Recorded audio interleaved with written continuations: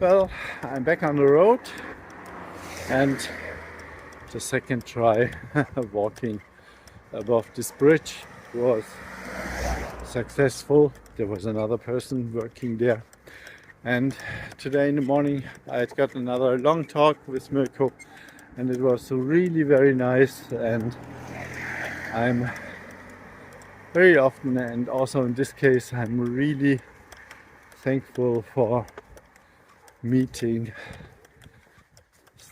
so special or such special for meeting special persons like him.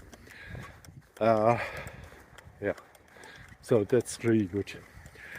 I'm heading down to Lido de Jesolo, and in, I don't know, 20 kilometers from here there is a big camping site which is still open, because many of the camping sites are closed, which is a real problem. Yeah, but well, I will see.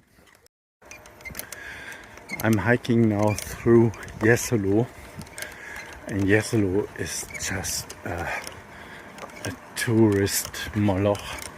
Most of the hotels are already closed. Many camping sites are closed. The ones which are open, they are pretty busy. And Jesolo is the only place besides the Wolfgangsee in Austria where my parents ever made 1 week holidays. When I was 14, I decided not to join them. My sister went with them, and then I received a postcard from here showing any hotel, really big hotel, and a cross at the window telling this is our room. And Jesolo and places like this, there are only millions of hotels. I would never ever make holidays. This is terrible. There's nothing to show today because I'm just hiking straight along the street. Now it's a little bit better. There are not that much hotels, but here on the left there are still hotels. Since 10 kilometers, just apartments, the holiday apartments and hotels. That's it. It's really terrible. So I really have to get rid of this. It happens now the third time, and especially only here in Italy, that I enter a camping site, and as soon as I'm at the gate, somebody came out standing in front of me and asked me, "What do you want here?" They really think I'm homeless. They see my hiking cart and I see, oh my God, this guy is not from this world. And then it gets better if I get mad, and if they see that I have got money to pay, and all those things, and if they see what's written in the back, But before they see something, and they put me in their mind corner. It's really, this is so typical, and this makes people sick and mad, and really, and those people, they just see the mirror picture of their own thoughts, and not the reality. Really, fuck them. But here everything changed now, because then the boss came out and he talked to me, and then he saw what I'm doing, and at the very end he said, of course you can stay here for free tonight. Thank you so much. But really, people should teach to treat people in a completely different way, even if they are not fitting in their picture. Wow, what an incredible day. Really, it's it's almost impossible to sum it up. while I was hiking through Jesolo today, there were really a couple of people who stopped, who asked what I'm doing, who gave me some euros, who supported me, who wanted to know more. Of course, as every day, many complimenti, and and it was really good, yeah, to see that people are really interested, that they read it, that they wait for me, that they are asking me, and I was not expecting that here in Jesolo, this tourist Moloch, yeah, and all of them were Italians, so I really was very surprised. And then I came to the camping site, which is really a big camping site, and then the boss, he talked to me in front, and I wanted to know what I'm doing, and then I told it them. I gave them my card so that they can have a look at the internet, and then he spontaneously decided to invite me for the night here, which is really very, very nice. Thank you so much for that. So then, and then I turned up my tent, went back to the city to buy some stuff in the supermarket, and then I came back, and then a second guy from the office came over and handed me over a voucher for dinner and for breakfast. And then we were standing in front of the tent, and then he was telling me his story, and he really, yeah, there were a couple of things that were really tough, and also an example that sometimes the weirdest things are causing depressive crisis. And then what was the most important sentence he told me was that after 3 months this summer, he told his girlfriend, I need help. I can't go on any longer like this. Yeah. And then he searched for a psychologist, yeah, and here in Italy you have to pay it for yourself, and this helped him a lot. And this is also the reason why I'm doing Trees of Memory, to show the people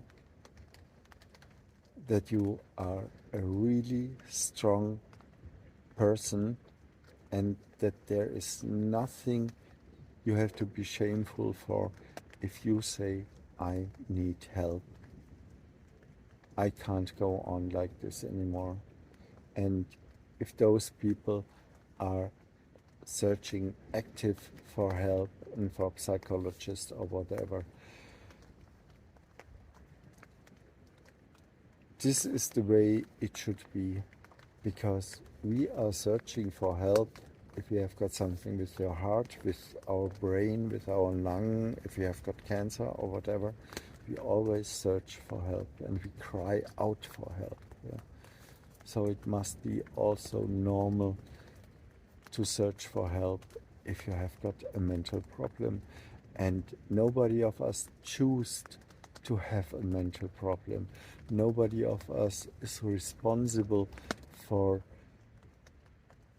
getting a depressive crisis, and we can't change it. It just happened. So we have to be responsible, or showing responsibility, for our health. It will not go away just like that. That's something we must learn, and this is one of the reasons why I'm hiking around the world. So this talk to the guy was really very, very nice, and I'm so humbled that he opened his heart and he told me his story, and that's really great. Well, and after that I went to have dinner, and then I came back, and then my new tent neighbors they were completely surprised when they arrived here and they saw my hiking cart and jewelry on, and they knew immediately, oh my god, this is Mario. And they are following me and on Facebook and knowing Trees of Memory, as they lost their own daughter in 2019. And so this is a really nice coincidence, but of course it's not a coincidence. The universe is involved, yeah, with his fingers. And so we were sitting together now, and we had also a long talk about their story. And these are really great days, yeah, and these are the days which showing me that it's really worth what I'm doing. And of course I'm not Jesus, I'm not a healer, I'm not a wonder boy, I cannot do any miracles. I just can talk about all those things I experienced and about all those things I learned in the last 5 years. And maybe I do here and there one sentence which changed the perspective, which can help a little bit, which will strengthen your hope. And yeah, if I can do this, then everything is good. So for now, I don't know if I will edit this video now or not, because I'm a little bit tired, a little bit exhausted now. Right. It became really cold. It's a weather I rather lie in the tent and reading a book than hiking. But actually I really have to do a couple of things. I must organize a little bit, and I have to answer some emails, so I can use this day for this. And it's always very interesting. It's every year the same. The entire year nobody called me to ask if I could do a speech on a funeral or something like that. It's really weird, yeah, because the people out there, they don't know if I'm here or not. And sometimes I check my website if it's still existing or if something is wrong, because I'm really wondering that nobody's coming around the corner. And then you always have got, or I always have got this one specific call that somebody is calling and asking for if I could do the job. And then my intuition tells me, okay, you should take this. Yeah. And this is always the end then of my hike. And so this call I received yesterday.